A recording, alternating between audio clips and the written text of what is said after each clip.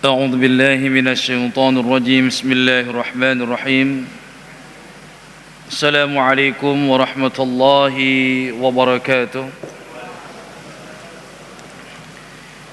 الحمد لله رب العالمين الصلاة والسلام على رسوله الكريم رسول الله سيدنا محمد صلى الله عليه وسلم وعلى آله وأصحابه أجمعين قالوا سبحانك لا علم لنا إلا ما علمتنا إنك أنت العليم الحكيم أما بعد Alhamdulillah Rabbil Alamin. Para jamaah ta'lim pada salat maghrib yang insyaAllah kita semua berharap semoga senantiasa mendapatkan rahmat dari Allah subhanahu wa ta'ala. Alhamdulillah pada malam ini selesai kita melaksanakan ibadah salat maghrib berjamaah. Berharap kita semoga salat yang kita jalankan diterima oleh Allah subhanahu wa ta'ala. Zikir dan doa-doa yang kita panjatkan pun diijabah oleh Allah tabaraka wa ta'ala. Amin ya Allah ya Rabbal Alamin. Bismillah. Kita niatkan sampai datangnya waktu salat isya nanti untuk kita bersama-sama talaban lil ilmi, sama-sama untuk mencari ilmu yang mudah-mudahan Allah jadikan ilmu yang akan kita pelajari menjadi ilmu yang bermanfaat bagi kita sekalian. Amin ya Rabbal Alamin. Bismillah. Malam ini sedianya guru kita Ustadz Syukron Ma'mun yang mengisi di jadwal ini, tetapi beliau ada agenda yang tidak bisa ditinggalkan, sehingga biasanya beliau membahas tentang fikih zikir. Untuk kali ini kita keluar dari pembahasan yang biasa beliau sampaikan. Secara tematik kita akan membahas apa penyebab doa-doa kita tidak dikabulkan. Landasannya dari hadis Arba'in An-Nawawi, hadis Al-Ashir, hadis yang ke-10, juga nanti dengan ayat-ayat Al-Quran dan beberapa hadis yang lain. Bismillahirrahmanirrahim. Para jamaah rahimakumullah, ibadah yang paling mudah dilakukan itu adalah doa. Ya, doa itu disebutkan sebagai sesuatu hal ibadah yang paling mudah dilakukan. Ya. Ya'uddu du'a ibadatun 'azimatun wa min afdhal ibadat wa ashaluha. Doa itu artinya jangan kita mengabaikan sebuah doa seperti yang kita lakukan saat ini. Kalau kita belum mampu memberikan bantuan fisik untuk saudara-saudara kita, ikhwanul mujahidin fi Palestin, kita belum bisa memberikan donasi semaksimal mungkin, jangan pernah lupakan doa. Doa silahul mukmin, senjata Pak. Jadi jangan pernah kita mengabaikan, terlebih nanti dikatakan maaf ya saya cuma bisa bantu doa, seolah-olah bantuan doa itu sedikit sekali. Padahal kalaupun kita lakukan sebuah doa dan doa itu diijabah, subhanallah. Ini kadang yang kami sampaikan ketika membersamai para jamaah dan sebelum berangkat, biasanya nih Pak, ada saja orang-orang yang khusus untuk ibadah masih tawar-tawaran.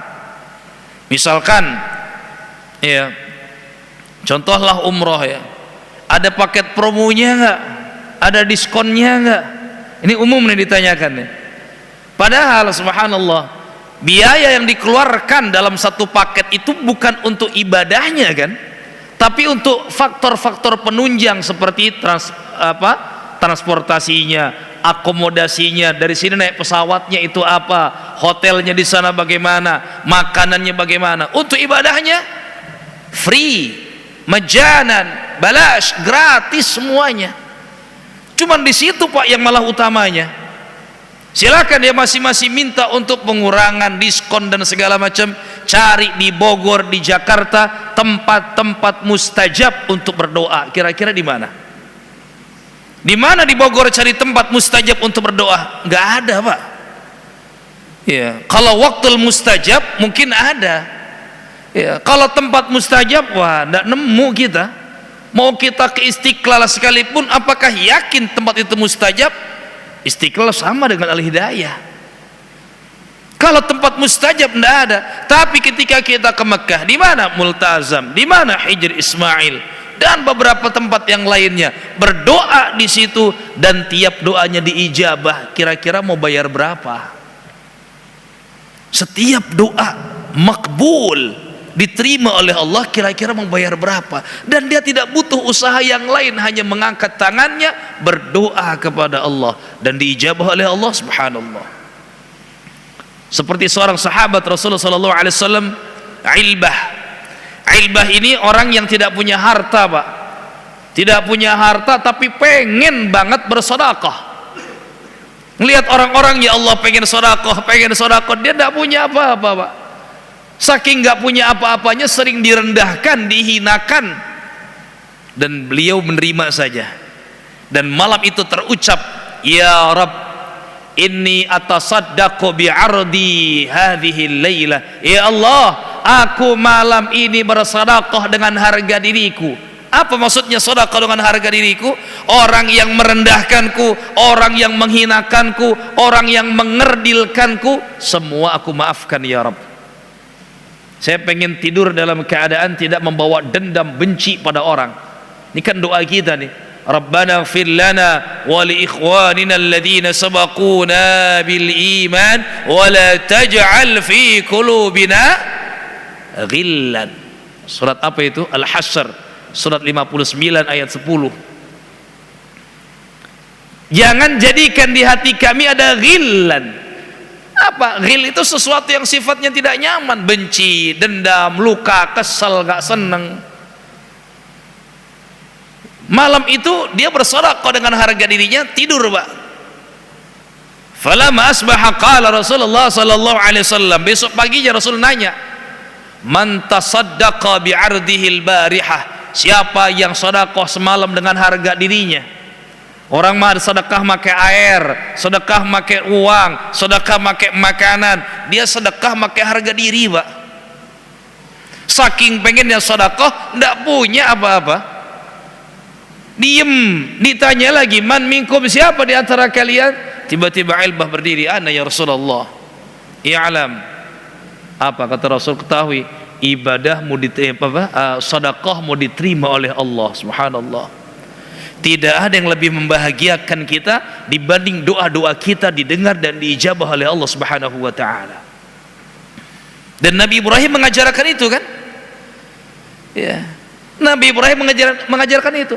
Wa idh yarfa'u Ibrahimul qawa'ida minal baiti wa Ismailu rabbana taqabbal minna innaka antas sami'ul alim. Waktu Nabi Ibrahim selesai membangun ulang Ka'bah dibantu putranya Nabi Ismail, apa katanya? Rabbana taqabbal minna, ya Allah terimalah ibadah kami.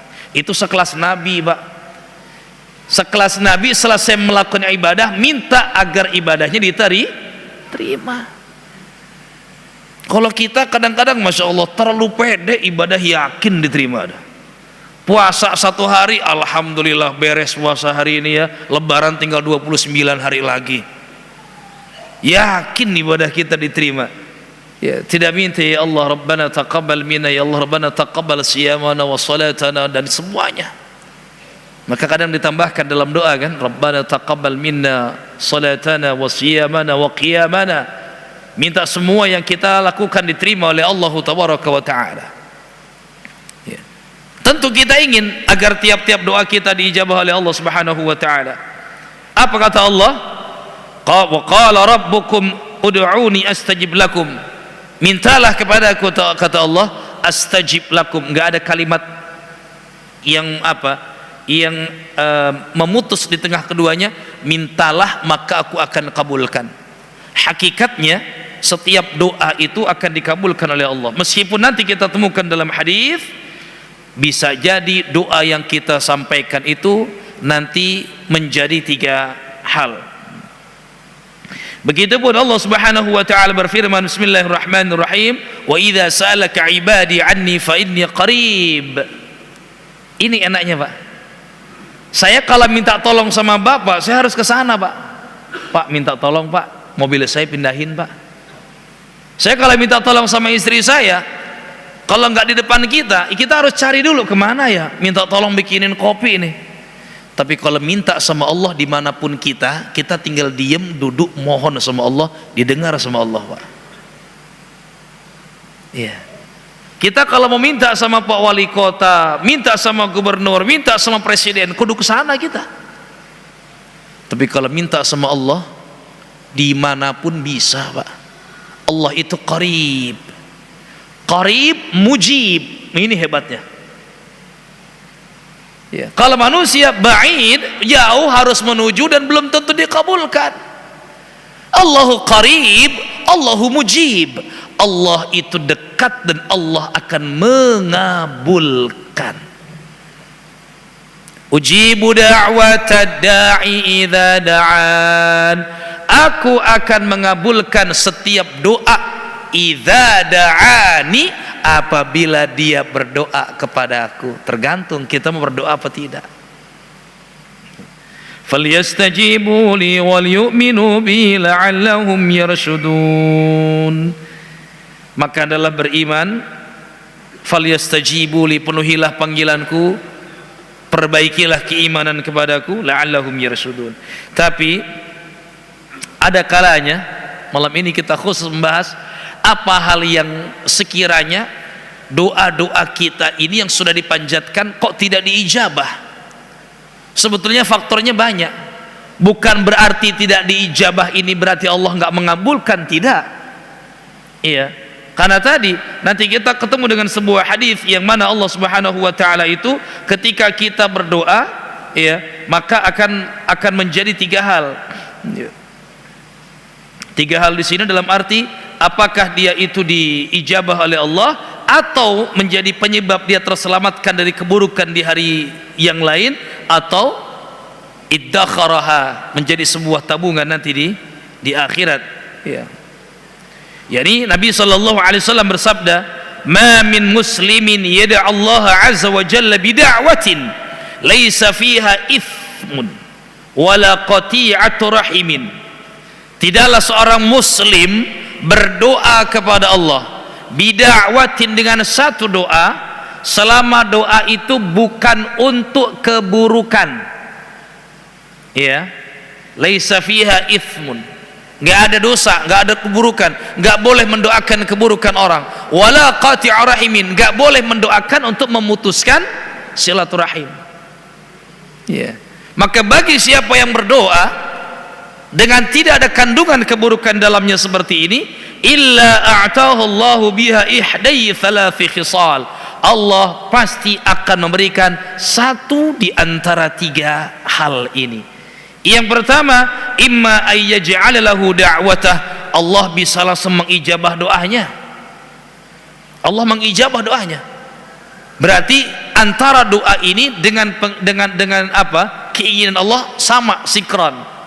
Wa imma ayyuddakhiraha lahu fil akhirah, atau menurut Allah doa ini belum bisa diberikan saat ini.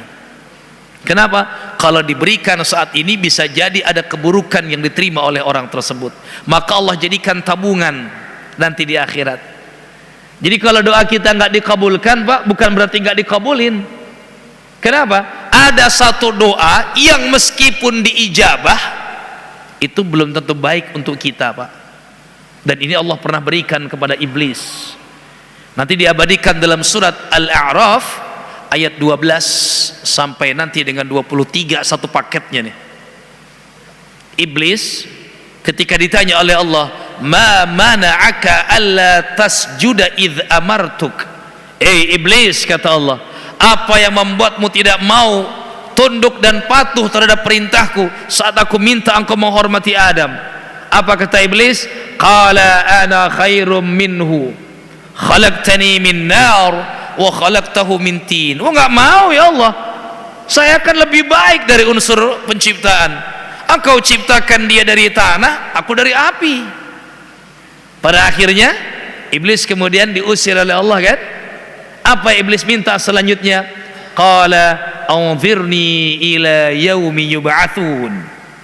Ya Allah, kalau boleh saya minta agar dipanjangkan umurku. Iblis minta, Pak, minta agar dipanjangkan umurnya. Dikabulkan nggak sama Allah? Dikabulkan nggak, Pak? Iya. Qala innaka minal munzirin, kata Allah, iya, engkau aku jadikan makhluk yang kupanjangkan umurnya. Tapi dipanjangkan umurnya oleh Allah digunakan untuk apa oleh iblis? Menggoda, mengganggu dan menyesatkan manusia. Maka kita juga bisa mengukur nanti, kalau doa-doa kita diijabah tapi kok makin jauh dari Allah, ada yang salah nih. Kita minta agar dinaikkan jabatan kita. Setelah dinaikkan jabatan, alhamdulillah diijabah oleh Allah. Tapi malah sulit untuk sholat berjamaah. Bahkan cenderung meninggalkan sholat. Ada yang salah di sini nih.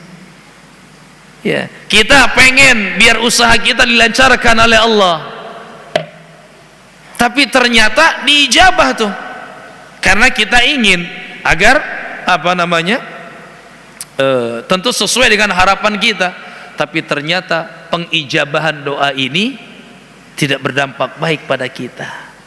Maka kita di sini yang harus husnudzon kepada Allah. Kalau kita berdoa dan tidak diijabah, belum tentu tidak diijabahnya itu buruk untuk kita, justru baik untuk kita. Saya doa kok nggak pernah ya dinaikin jabatan, orang baru naik, saya begini mulu. Disinilah yang terbaik di mata Allah untuk kita. Bisa jadi kalau kita diberikan sesuatu yang berbeda sesuai dengan doa kita, justru malah ada sesuatu yang tidak bisa kita jaga nantinya. Ingat kisah tentang riwayat Tha'labah, meskipun sebagian ahli hadis memperdebatkannya, karena ada yang menyatakan Tha'labah itu min ahli Badrin, dan min ahli Badrin tidak mungkin melakukan sesuatu yang buruk. Tapi yang kita temukan dalam riwayatnya bahwa Tha'labah ini pernah meminta kepada Rasulullah sallallahu alaihi wasallam agar diberikan rezeki harta yang banyak, dan Rasul nggak merespon kan. Dia pulang lagi ke rumahnya, istrinya tetap nggak mau tahu, pokoknya minta doa sama Rasul biar kita jadi orang kaya bang. Lagi datang pada Rasulullah sallallahu alaihi wasallam, ya Rasul, doakan saya agar saya punya banyak harta. Nggak digubris sama Rasul. Ketiga kalinya istrinya rada sedikit mengancam, pokoknya kalau nggak sampai didoain panjang nih urusan kita nih. Sahabat datang lagi pada Rasulullah sallallahu alaihi wasallam memohon betul, ya Rasul tolonglah, ini demi kemaslahatan keluarga kami. Didoakan sama Rasulullah sallallahu alaihi wasallam dan dibekali dengan satu pasang kambing. Tapi ternyata makin banyak yang tadinya salatnya terjaga, mulai tidak nampak pada salat-salat tertentu, zuhur asar nggak ada. Kenapa? Sibuk ngangonin kambing. Lama kelamaan terus makin banyak kelihatan satu Jumat sekali doang. Terus nanti lama-lama begini begitu dan segala macamnya. Tibalah saatnya untuk pemberian zakat. Datang utusan Rasulullah sallallahu alaihi wasallam meminta zakat, dan dia sudah dipengaruhi oleh kepemilikan dalam hartanya. Ngerasa ini usaha saya, ini hasil kerja keras saya, masa segitu aja mau mudahnya meminta-minta. Dan utusan ini menyampaikan kembali pada Rasulullah sallallahu alaihi wasallam. Tha'labah menahan diri untuk tidak mau memberi ya Rasul, dan Rasul mendoakan agar dikembalikan. Ini bukan mendoakan buruk ya, karena Rasul tahu ini kalau dibiarkan kayak begini terus malah tidak baik buat Tha'labahnya. Ya, itu ya. Jadi bisa jadi tuh Pak, doa-doa kita dijadikan apa? Tidak dikabulkan itu untuk nanti bisa menjadi tabungan kita di akhirat. Dan yang ketiga, wa imma ayyusrifa anhu minas su'i mithlah. Dan juga bisa jadi doa itu menjadi penyebab kita terhalang dari keburukan di hari yang lain. Kok tiba-tiba kita bisa begini, terselamatkan dari ini itu dan segala macam. Bisa jadi dari doa-doa yang baru diijabah beberapa waktu kemudian. Qalu, maka para sahabat mengatakan, idzan nukfir, kalau gitu kita akan banyak berdoa. Qala Allahu aktsar, maka Rasul menjawab, Allah pasti akan memberikan lebih banyak. Hadis rawahu Imam Ahmad. Fokus kita kepada apa kira-kira yang membawa doa itu tidak diijabah. Satu, kita ambil dari hadis Arba'in An-Nawawi, hadis yang ke-10 dalam bab al-iktisar alal halal at-tayyib. An Abi Hurairah radhiyallahu anhu qala, dari Abu Hurairah radhiyallahu anhu ia berkata, qala Rasulullah sallallahu alaihi wasallam, telah bersabda Rasulullah sallallahu alaihi wasallam, Innallaha ta'ala tayyibun la yaqbalu illa tayyiban. Ini hukum asalnya nih satu nih. Allah itu tayyib, maha bersih, maha suci. La yaqbalu illa tayyiban, dan Allah enggak akan menerima kecuali dari sesuatu yang bersih, sesuatu yang suci.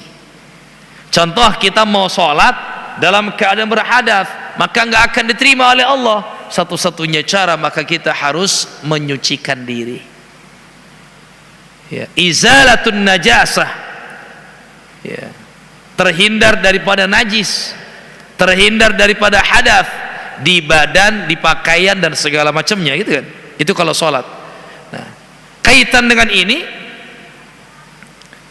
wa inna Allah ta'ala amara al-mu'minina bima amara bihil mursalin. Allah perintahkan orang-orang yang beriman sama persis dengan yang Allah perintahkan kepada para mursalin, para utusan. Faqala ta'ala, ya ayyuhar rusulu kulu minat tayyibati wa'malu salihah. Wahai para rasul, makanlah yang baik-baik dan beramal solehlah. Makanan yang baik yang masuk ke dalam tubuh kita sangat mempengaruhi urusan lahiriah dan batiniah kita. Wa qala ta'ala, itu bagi para mursalin, ya ayyuhar rusulu kulu minat tayyibat, makanlah yang baik-baik. Sedangkan bagi orang-orang yang beriman, ya ayyuhalladzina amanu kulu min tayyibati ma razaqnakum. Wahai orang-orang yang beriman, makanlah dari yang baik-baik. Kenapa kok ada urusan makanan? Thumma dzakara ar-rujula. Kemudian Rasul menceritakan tentang seseorang yutilus safar, yang orang ini dalam keadaan perjalanan safar. Ini sebetulnya Pak, orang yang sedang safar, sedang perjalanan, semakin berat masyaqqah, kesulitan yang diterima, sebetulnya doanya semakin makbul Pak.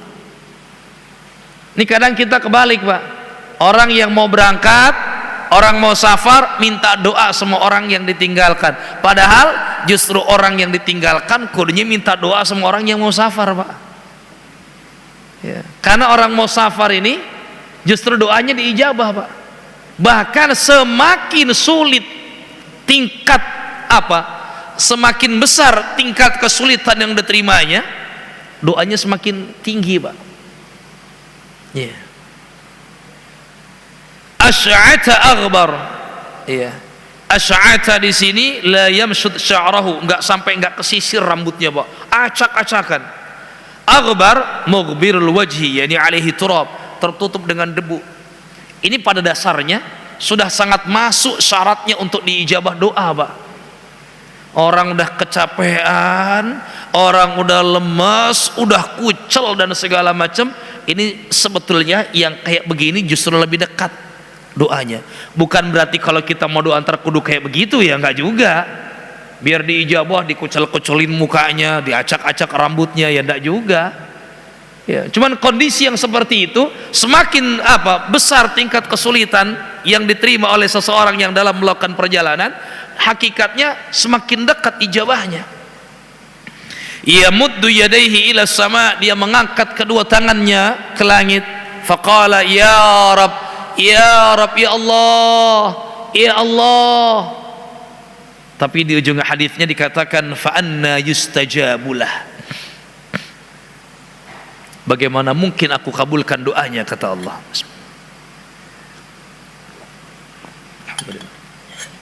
Bagaimana mungkin aku kabulkan doanya? Loh kenapa? Padahal syaratnya sudah masuk dia ini. Apalagi dalam keadaan yang begitu sulit. Ternyata Allah sampaikan ya dalam jawaban hadis ini, mat'amuhu haram, yang dia makan selama ini makanan yang haram. Urusan makan ternyata bisa menyebabkan doa kita nggak diijabah. Dan makanan ini nggak main-main Pak. Makanya sebelum kita makan atau minum, doanya itu apa? Allahumma barik lana fima razaqtana. Ujungnya apa? Wa qina adzabannar. Ada urusan sama neraka Pak ternyata makan itu. dan jagalah kami dari api neraka. Ala timbang makanan doang, justru falyanzuril insanu ila ta'ami, hendaklah manusia memperhatikan tentang apa yang dia makan. Apalagi kita nih Pak, para laki-laki, para suami, pencari kerja, pencari nafkah. Jangan sampai kita membawa ke rumah-rumah kita harta yang haram, yang subhat aja bisa kita hindari kalau bisa. Ya. Man waqa'a fi subhat waqa'a fil haram, kata Rasul pun. Siapa yang terbiasa berkecimpung dengan dunia subhat, lama-lama dia bias dan akan nyemplung ke dalam sesuatu yang haram. Rasul ibaratkan seperti apa? Gerombolan kambing yang berjalan di tepi jurang. Maka sedikit sekali dia bisa sangat terpeleset dan jatuh. Iya. Jadi hati-hati. Urusan makanan ujungnya waqina adzabannar. Sampaikan pada istri-istri kita Pak, kalau belanja ke supermarket modern misalkan, ada buah kelengkeng, ada tulisannya mohon maaf tidak untuk dicoba. Banyak yang nyobain. Biasanya ada cangkangnya tuh di bawah tuh. Padahal itu akad Pak. Kalau sudah ada tulisan kita baca mohon maaf tidak untuk dicoba, dan kita baca, itu sama dengan kita melihat harga yang ada di sini. Kita tahu oh ini harganya 8.900, oh harga ini 7.500, tanpa harus adanya ijab kabul kita sudah tahu. Sama dengan itu, kalaupun kita katakan kita baca mohon maaf tidak untuk dicoba, berarti kita sudah membaca itu sebagai sebuah aturan, rule yang harus kita patuhi. Maka ketika kita makan satu saja, satu aja Pak, ya kan kita pengen tahu manis apa enggak, itu kan ya, ini beda masalahnya. Kalau kita beli di pinggir-pinggir jalan yang ada tukangnya, kita bisa bilang, Mang manis nggak? Sok mangga dicobian, kita nyoba, iya kan? Mau beli mangga, Mang amis tuh Mang, sok mangga dicobian, boleh kita nyoba. Boleh dicoba Bang, boleh. Sekalian turunin ulekan, cabai, gula merah mah. Ya, ngerujak di situ sekalian. Kalau boleh. Ya. Tapi kalau di retail modern kita nggak bisa Pak. Gampang nanti kita ganti. Loh nggak bisa. Logikanya gini Pak. Untuk menyamakan 1 kilo sama-sama telur, tapi susah nggak bener-bener 1 kilo bener persis tuh? Susah Pak. Tukar lagi. Ini yang sering beli telur kan tahu Pak. Udah lebih dikit nggak apa-apa deh, karena mencari sama-sama bulatnya sama tapi takarannya beda. Sedangkan yang kita makan tadi berapa beratnya? Alah timbang dikit doang. Tidak. Maka ini jangan-jangan selamin doa kita tidak diijabah karena kita menyepelekan hal-hal yang seperti itu. Makanya ketika mazarat, perjalanan city tour di Madinah, kita ke kebun kurma, itu pasti mereka bilang apa? Halal, halal, halal, halal. Kenapa? Jangan sampai kita makan satu aja, doa-doa kita selama di sana tidak diijabah oleh Allah. Ya. Kita sempat mengenalkan perilaku-perilaku darmaji, dahar 5 mayar hiji. Ya. Ini biasanya di kampus-kampus ini dulu nih. Terus gimana dulu saya sering kayak gitu ya. Kalau emang dulu dan sekarang udah tobat, datangin kampusnya minta halalnya. Udah nggak ada, si emaknya udah wafat, udah tutup. Ya udah, wa'at bi'is sayyi'atal hasanata tamhuha, perbaiki dengan banyak berbuat baik. Sedekah deh, sedekah. Niatkan menutupi itu.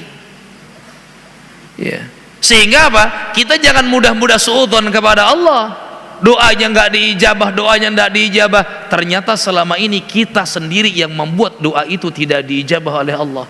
Mat'amuhu haram, makanannya makanan yang haram. Wa mashrabuhu haram, yang dia minum minuman yang haram. Bukan minum alkohol, minum sesuatu yang terlarang haram, itu sudah jelas mutlak. Itu pun sama bisa menyebabkan doa-doa nggak diijabah kan? Maka hati-hati urusan makanan itu. Minumannya haram. Ya. Maaf, di tempat-tempat makan tertentu kita harus lebih detail. Ada nggak campuran-campuran tertentu yang menyebabkan kandungan makanan ini menjadi haram? MUI sudah menyatakan bahwa kalau kadar di atas 4%, dulu pendapatnya 7% tuh. Ya, kalau sekarang 4% ke atas itu sudah masuk kategorinya alkohol yang diharamkan untuk dikonsumsi. Ya. Maka sebisa mungkin kita bilang, maaf di sini pakai apa namanya itu, angciu, ya, saritape. Ya. Ini kalau di apa namanya, saya pernah lihat kalau di lote ada tulisannya tuh, mengandung ini sekian persen. Ya. Itu kita sudah cukup terbantu adanya itu. Ya. Jadi jangan sampai karena kita menyepelekan, kita nggak tahu ini apa kandungannya, justru sebelum makan itu kita perlu tahu. Ya. Kita ke luar negeri, ke beberapa tempat, ke Singapura misalkan. Ya, kalau beli oleh-oleh, pastikan betul ada logo halal. Ya. Kalau di Indonesia umumnya beli dimanapun, jangan beli nasi uduk di sini. Kenapa? Nggak ada sertifikat halal. Mau ditaruh di mana uduk tuh sertifikat halalnya? Kalau orang-orang ke sini, insya Allah kita yakin dibuat dengan sesuatu yang halal. Kalaupun dia campur dengan yang tidak thayyib, itu urusan dia. Tapi kalau gerai-gerai besar, itu kan perlu kita kandungannya nih apa? Bukan kandungan utama saja ya, kadang toppingannya, pendukungnya itu ada sesuatu yang haram atau tidak. Iya. Dan MUI sudah menyatakan ikut mengharamkan produk yang meskipun tidak ada alkoholnya tapi dibuat oleh produsen pabrik yang membuat minuman haram, dia tetap disarankan tidak meminumnya. Misalkan ada produk A, dia sudah dikenal sebagai produk pembuat apa namanya? Alkohol. Tiba-tiba dia bikin produk sesuatu yang tidak ada alkoholnya atau 0%. Tetap MUI menyarankan tidak meminumnya. Kenapa? Secara brand dia sudah dikenal sebagai pabrik untuk membuat minuman yang khamar. Sehingga nanti menjadi bias, Pak. Dikasih 0% nggak apa-apa, naik 1%, nggak apa-apa 1% doang. Terus nanti sampai batas ambang yang terakhir, dia nggak lagi merasakan sebuah keharaman di situ. Ya. Wa malbasuhu haram, yang dia pakai pakaiannya pun dari cara yang haram. Wa ghudiya bil haram, kesana sininya, perginya itu dengan sesuatu yang haram. Fa anna yustajabulah, maka kata Allah, maka bagaimana mungkin bisa aku kabulkan. Ya. Jadi kita perlu memperhatikan betul. Iya, memperhatikan betul. Yang Allah akan terima itu sesuatu yang sifatnya thayyib, baik. Terlebih kita punya rambu, Pak. Kita punya rambu antara yang halal dan yang haram, itu kan jelas. Ini masalahnya kita sekarang berada di dunia yang apapun dijadikan konten, dan tidak sedikit anak-anak muda sekarang ini buat konten-konten sesuatu, ternyata tercampur dengan sesuatu yang haram, dan mereka biasa-biasa aja memakan itu. Ya. Ini sesuatu, ini satu hal ya yang bisa menyebabkan kita nanti terhalang daripada doa-doa kita. Ya. Apa selanjutnya dari yang dapat menyebabkan doa-doa kita tidak diijabah oleh Allah? Jadi as-sabab al-awwal, sebab yang pertama dari tidak diijabahnya doa, ya, dia tidak memperhatikan apa yang dia makan dari sesuatu yang halal atau sesuatu yang haram. Ya. As-sabab ats-tsani, sebab yang kedua yang nanti dia tidak diijabah, tidak berhusnudzon kepada Allah dan menganggap doanya ini tidak diijabah.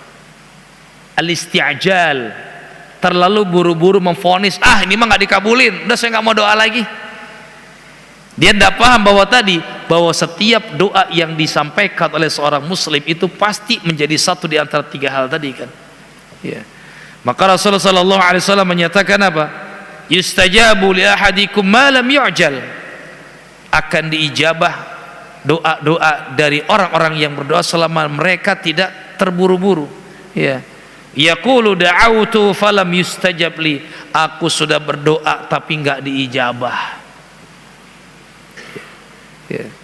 Jadi pengijabahan ini memang tidak harus selalu sesuai dengan apa yang kita harapkan dan kita inginkan.